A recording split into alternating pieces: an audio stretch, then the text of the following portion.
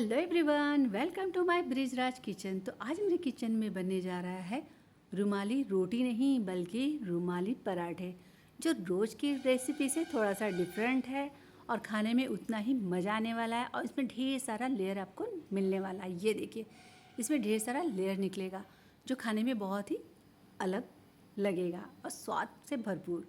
तो इसे बनाने के लिए मैंने यहाँ पर 1 कटोरी मैदा ले लिया है और 1 चम्मच पिसी हुई चीनी, 2 चुटकी नमक ऐड करना है और इसमें हमें डालना है रिफाइंड ऑयल 2 चम्मच। आप रिफाइंड ऑयल की जगह 2 चम्मच देसी घी का भी इस्तेमाल कर सकते हैं। तो यहाँ पर मैंने 2 चम्मच रिफाइंड ऑयल ले लिया है। इसको हम अच्छे से मिक्स कर लेंगे, हल्का सा मुलायम कर लेंगे इस तरह से। आप ये रेसिपी को अगर अच्छा बनाना चाहते हैं यानी कि हेल्दी और बनाना चाहते हैं तो आप मैदे की जगह मतलब आधा कटोरी मैदा और आधा कटोरी गेहूं के आटे का भी इस्तेमाल कर सकते हैं। पानी डालकर इसका डो हमें तैयार कर लेना है। यहाँ पर देखिए, मैंने एकदम सॉफ्ट डो तैयार कर लिया है।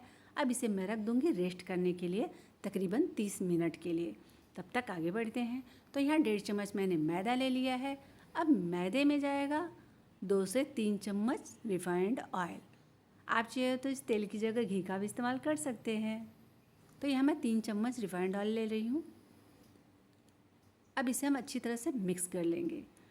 तो यहाँ पर रिफाइंड ऑयल और मैदे को अच्छे से मिक्स करके मैंने पेस्ट बनाकर तैयार कर लिया है। इस पेस्ट को साटा भी कहा जाता है, जो पराठों के बीच लगाया जाता है। तो आपके यहाँ क्या कहा जाता है कमेंट में ज़रूर बताइएगा। तो यहाँ देखिए 30 मिनट हो चुके हैं और ये देखिए मेरा गूथा हुआ आटा एकदम रबड़ की तरह तैयार हो चुका है। हालांकि मैदे वाले आटे में तो स्ट्रेचुअल होता ही है।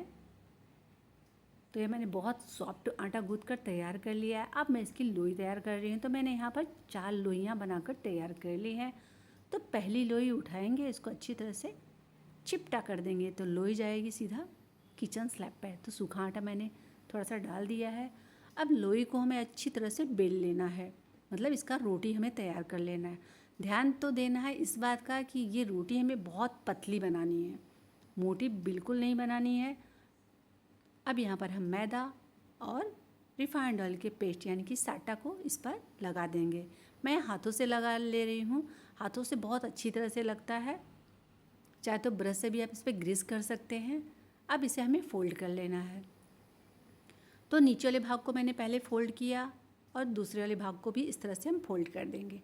आप सोच रहे होंगे बीच में काफ़ी गैप है, तो गैप होना ज़रूरी है क्योंकि हम इसे और लेयरदार बना रहे हैं, इसलिए इसको हम दोबारा फिर से फ़ोल्ड करना है। तो वापस मैंने इस पर साटा लगा दिया, इससे मैं फिर से फ़ोल्ड कर ले रही हूँ। नीचे से फ़ोल्ड कर लिया, वापस ऊपर से मैंने इसे फ़ोल्ड कर लिया।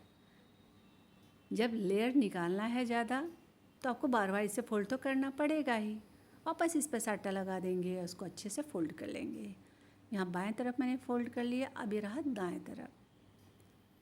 तो वापस मैं मैदा और रिफाइंड ऑयल का साटा इस पर लगा दे रही हूँ और उसे अच्छे से ग्रीस कर लूँगी हाथों की सहायता से। इसे मैं वापस फ़ोल्ड कर दूँगी। तो यहाँ पर देखिए, मैंने एक पराठों की लोई बनाकर तैयार कर ली है। इसी तरह से मैंने एक एक करके सारे पराठों की लोई को तैयार कर लिया है। तो यहाँ पर देखिए, पराठों की लोई मतलब पराठे की लोई तैयार है। अब वापस मैंने एक किचन स्लैब पे पराठों को रखा। अब इसे हमें उलटते पुलटते हुए अच्छी तरह से बेल लेना है। ध्यान रहे, इस पराठे को हमें बहुत पतला बेलना है, बहुत मोटा बिल्कुल भी नहीं बेलना है। आप जितना ज़्यादा पतला इसे बेलेंगे, आपके पराठे यानी कि रुमाली पराठे बहुत ही सॉफ्ट बनेंगे। अब मैं इस पराठों को डोसे तवे पे बना रही हूँ। आप चाहे तो लोहे वाले तवे पे भी बना सकते हैं। फ्लेम स्लो रखेंगे, स्लो फ्लेम पर इस पराठों को हमें सेक लेना है।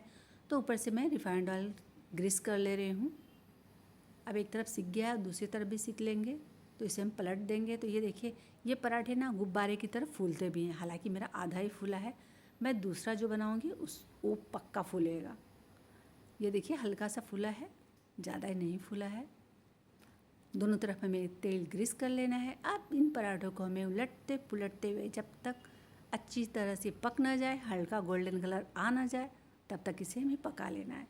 तो यहाँ पर देखिए, मेरे पराठे एकदम परफेक्ट बनकर तैयार हो चुके हैं। तो मेरा पहला पराठा तो बनकर तैयार है, अब ये दूसरे की आती है बारी। तो इसी तरह से मैंने एक एक करके सारे पराठों को बनाकर तैयार कर लिया। तो ये मेरा तीसरा और ये रहा चौथा। चारों पराठे तैयार हो चुके हैं। ये हल्का सा भी गर्म ही है, मैं गर्म में ही वीडियो शूट कर रही हूँ, बहुत ठंडा नहीं है। तो यहाँ पर देखिए इसे मैंने फोल्ड कर लिया। ये बहुत सॉफ्ट होता है, जितना पतला आप बेलेंगे ना तो ये पराठे उतने ही आपको सॉफ्ट मिलने वाले हैं। यहाँ देखिए मुट्ठी में भी मैंने इसे दबा दिया, खोलने के बाद वापस ये टूटा भी नहीं है क्योंकि मैंने इसे मैदे से बनाया है। अब मैं इसे तोड़कर दिखाती हूँ। देखिए कितना ढेर सारा इसमें लेयर आपको मिलने वाला है आम पराठों की अपेक्षा। ये देखिए, और ये पराठे बहुत ही सॉफ्ट होते हैं, बहुत ही मुलायम। और ये पराठे आप अचार के साथ खा सकते हैं, सब्जी के साथ खा सकते हैं, मर्जी आपकी है। तो कभी कभी महीने में एक बार तो ये पराठा खाना बनता ही है। और यहाँ पर मेरा थाली भी तैयार हो चुका है। अब यहाँ मैं आलू और टमाटर की मैंने सब्जी बनाई है और उसके साथ ही जाएंगे गर्मा गर्म पराठे। नाश्ते में तो मज़ा ही आ जाएगा आज खाने में। ऊपर से फ्राई हरी मिर्च मिल जाए तो सोने पे सुहागा। बिना अचार के भी ये थाली आप खाकर चट कर जाएंगे। तो मेरा वीडियो आपको कैसा लगा कमेंट में जरूर बताइएगा। और हाँ, लाइक एंड सब्सक्राइब करना ना भूलिए।